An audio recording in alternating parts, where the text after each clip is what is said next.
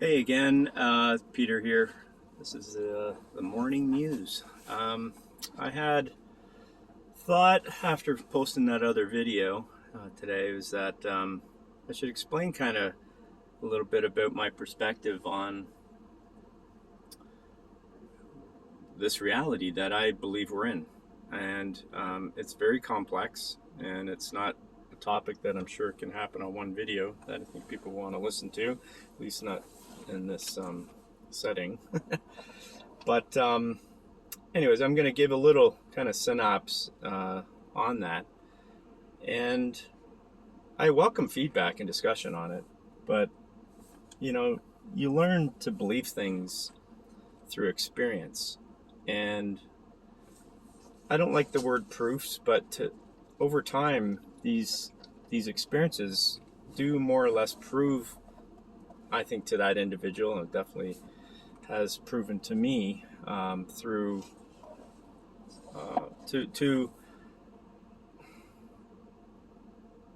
to grow a perspective. I mean, I'm not articulating this right now, but it's going to come out. Okay, so I've had some experiences. I'm going to talk about them, and from there, I think it'll explain.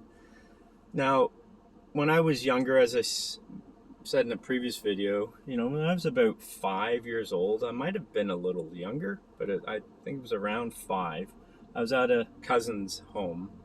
We were playing outside, and I remember looking up into the air because I had seen this before. It was wasn't new to me, but I think we were playing, and it just so happened it was something that I could discuss with my cousins about.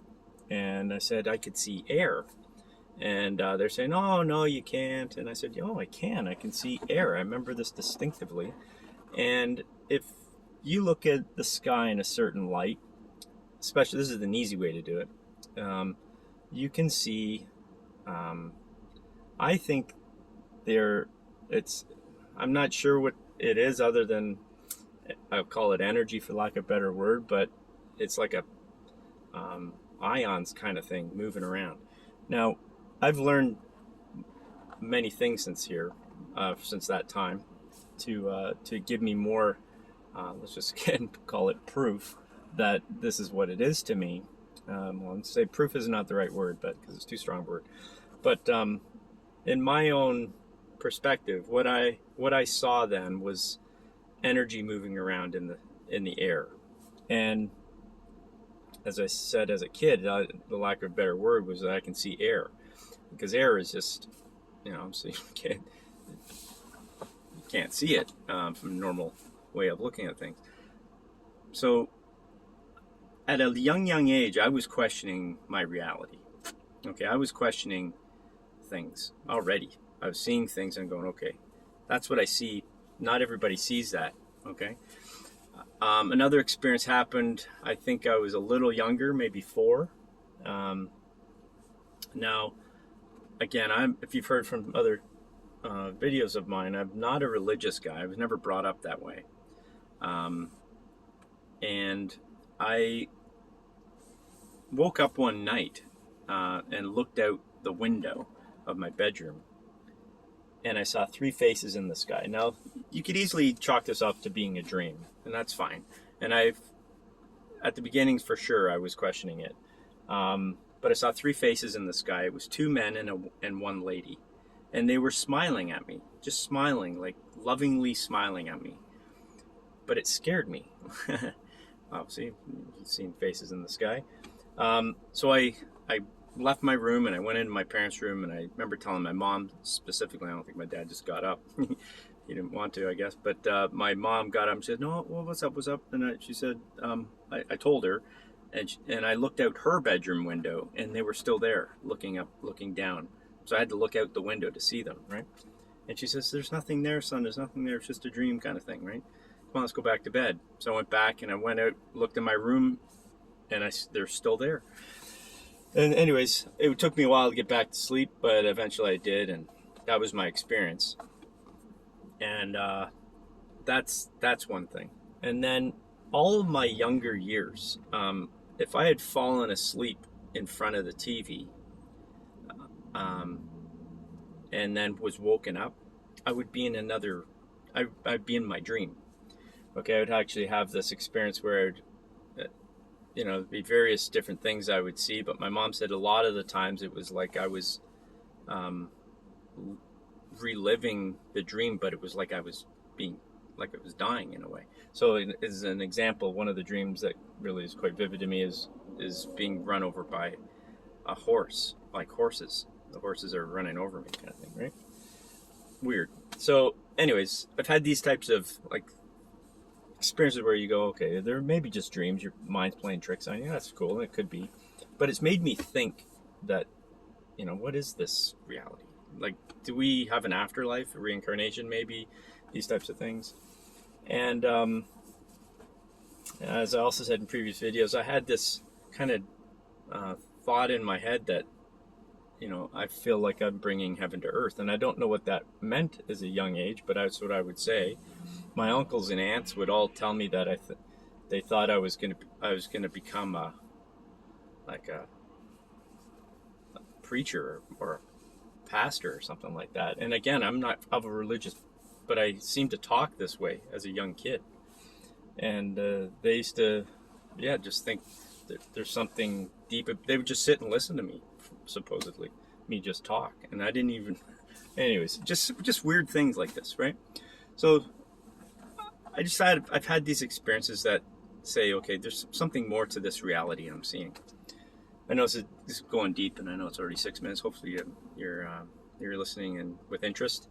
And fast forward a little bit later in my life, I traveled to Europe, just kind of one of those things a young adult does. After school, you kind of just go off and you kind of find yourself in a way. Well, I found myself in Germany and Switzerland, and in particular, there's this one point in Germany. I was trying to look for work, and I didn't have any money. I was actually down to my last bucks. I was living at a hostel, and it was basically, you got to find a job or you're on the street, man. Because I went there with limited money with the intention to work, and it was challenging to get it. So anyways, I couldn't get a job that was going to pay, and I had one night left at the hostel, and I had a friend, and she was actually religious in her way. She was Christian, and she used prayer beads, and I had no clue really what they were until she told me all about them. And she'd given them to me as I don't know, just like a gesture of kind gesture. And I'd had him with me in the place I was living in this hostel, and I just, for some reason that day, I pulled them out, and I said, I need help. I need a job. And I had been applying to all these jobs and not getting them. And I'm in Germany. I don't even know the language. I couldn't even read. I was trying to figure it out. Basically, I prayed to these beads, and I got both jobs. And I prayed to God, like another thing. And it was odd for me to do that, but I did.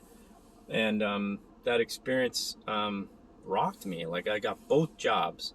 And one was a dishwasher job in a restaurant. Another was a dishwasher job in a hotel Intercontinental. I chose that one because looked like it'd be a little better, and they actually gave me room and board for 2 weeks and a pay advance. It was like crazy. I got a month's pay. I got all this money the next day, and I was set. I had a place to live, and as a result, I was able to search for a real room to rent, and I ended up finding a place. It was crazy, just totally worked out, and I know it had something to do with these prayer beads, and I was like, well, this is crazy, but at the same time, I was still skeptical. I was like, oh, that's coincidence. Just be coincidence, Pete. I've taken things with an open look at things. Now, the other thing that happened in around that same time, I was I met up with my dad while I was in Europe. He went to Scotland and Ireland, and I met him in Ireland. And we were staying at, no, actually, sorry, it wasn't in Ireland. We were there, but at this time, this occurred in Scotland. And we were at my aunt's, she had one of those big trailers, right? Those big camping trailers at a park. And so we were staying there just for the weekend. And so we were out for a couple of pints just at one of the bars there, and came home and whatever, and went to bed. And I woke up in the middle of the night. I felt like I was floating off my bed, and it felt like I was out of, like something had me, like it was holding me. And again, I tell you, I'm not Christian or I'm not religious based, but for some reason, I said to myself, I love you, God. I love you, God. I love you, God. I love you, God. And I just said that in my dream, and I woke up feeling like I just was dropped onto my bed. And I get shivers right now thinking of it, because it was such a profound feeling experience. And I did a number of things in this time too. I was looking at Ouija boards, and I was questioning a lot of stuff. And so I don't know if that was part of the problem. I don't know, it's like a demonic thing. I don't know. Something got me that, but then I let go because it's just weird. I've had these experiences, right? I can go on here. Obviously, I'm 11 and a half minutes. I've got way many more. But my point is I've had a lot of experiences that are telling me that there's more to life than just this reality. There's something going on, maybe right here that we can't see. Definitely a dimensional maybe thing that's going on.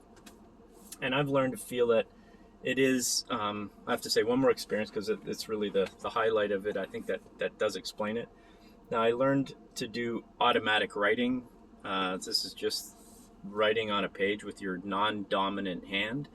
And eventually I got a bunch of things, and I can go down that path another talk. But I did it, and as time went on, I started to type on my computer and do some, you get some things coming through your consciousness, your intuitive kind of place. It's kind of like channeling, I guess, if you want to call it that.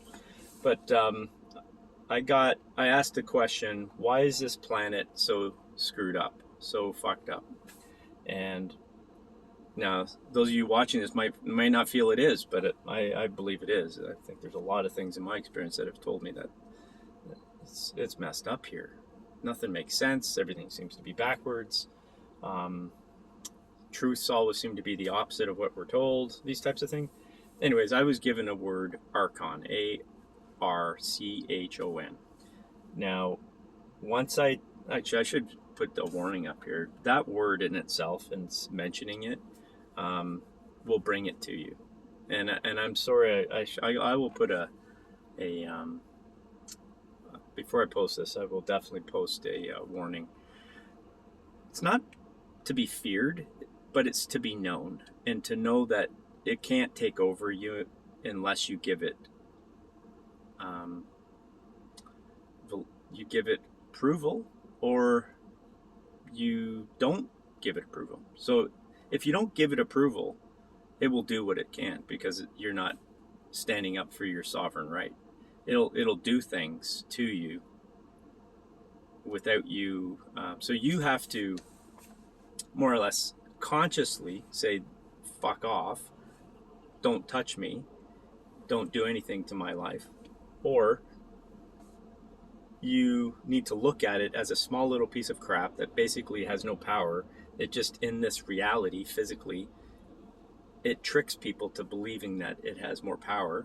And it does it through fear-based experiences. So fear is the dominant controller of humanity right now.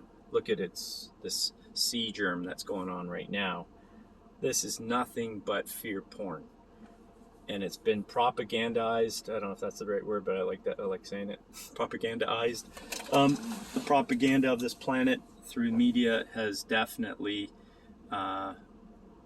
taken hold of people's, let's just say, consciousness. They've taken over and put people in such fear over something that has a 99.8% survival rate it doesn't make sense. But you'd say, oh yeah, but these are people doing it. Well, people, like I've explained to you, can have experiences that are negative.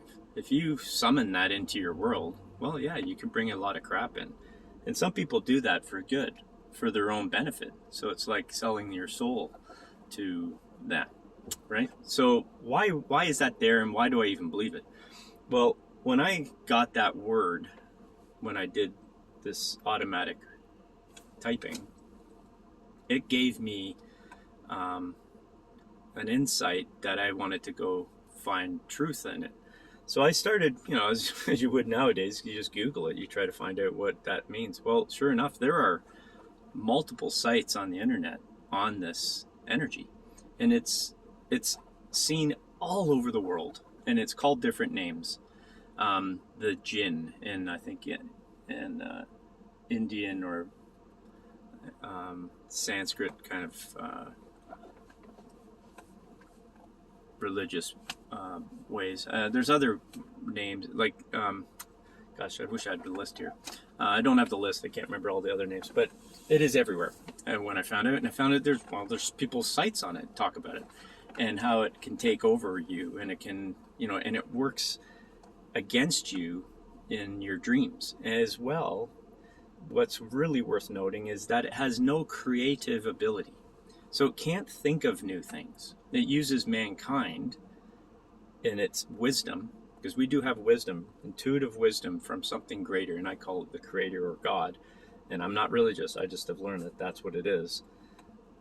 That this entity, which is called this energetic being, has basically taken over humanity.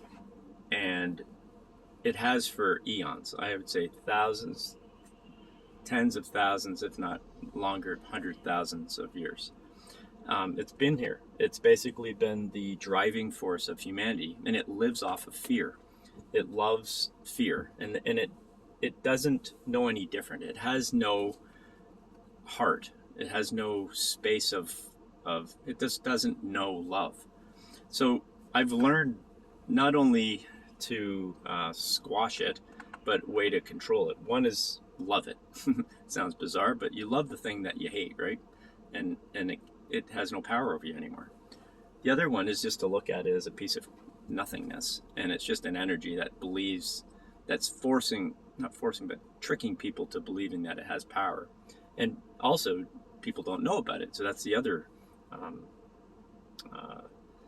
thing it has. So once you know of it, yeah, it'll try to stop you, but at the same time, you will have choice. You have your sovereign, inalienable right as a human being, but also as a spiritual free will to do what you choose to do. If an entity comes onto you, let's just say on a spiritual demonic way, you tell it to leave. You demand it leaves, and it will leave. It understands free will. If you supersede someone's free will, you get karma, and it's not good. They don't want karma, okay? And you also have to think of its energy. If you just break us all down into energy, we are a light in the dark. We're attractive to it's like a bug, a night, what do you call this? A firefly. They're attracted, or just as flies to light, or bugs to a light. They attract to it, right? It's like that, and they'll bind onto you just because it's something that they see. They don't necessarily even want to be there, but they end up hanging around anyway, just because it's light. So there's that kind of take on it. So I've learned a lot about it, and I've had a lot of experiences that weren't good, but I think it's taught me a lot, and as a result, I have control over my sovereign being and my soul, and so this is a pretty deep topic, obviously, and it's kind of weird, and hopefully you've hung on till this point, but I see the world as caught up with this fear, and it's fear that is, you can go down into reincarnation and all that stuff with this, and that, it connects to, we see them as different spirits or entities or gods or angels, excuse me, the the Nephilim and all these different negative angelic things have kind of infiltrated history of this planet that we can see all around. You can connect a lot of dots to this energy. It's not just intangible. There's some physical evidence here, I believe, and it's in scriptures. It's all over that talk about this entity. So, or this energy thing, and I think the awakening that's happening right now in the planet is, some people don't even see it as an awakening. I do. I kind of see that people are waking up to truth. And I think time has come where truth has to reign here, not the deceit, the deception that has been going on forever, it seems. And I think it's time that humanity has woken up to this truth. But we have to stand up for our own sovereign right, and that's really what this is all about. And I think, in essence, I think a lot of these challenges are to wake people up. So I'm going to cut it short. I've got to go here, but I'm going to maybe make this a part 1 and continue on this topic. And I'd love to hear your feedback and tell me what you think on this stuff, because I think it's truly important. Part of our present day reality, and it's something that needs to be discussed, and I think this can help people from this perspective. So anyways, thank you for hanging in. I hope the point came across well enough, and you enjoyed the time here. Please like and subscribe. I'm trying to get this thing going. I want this out there. I do know a lot of things that I don't think are discussed often on here. And yeah, I think I could be a resource to you if you have any questions. So please put those down there. Okay. Thanks again. We'll talk to you soon. Ciao.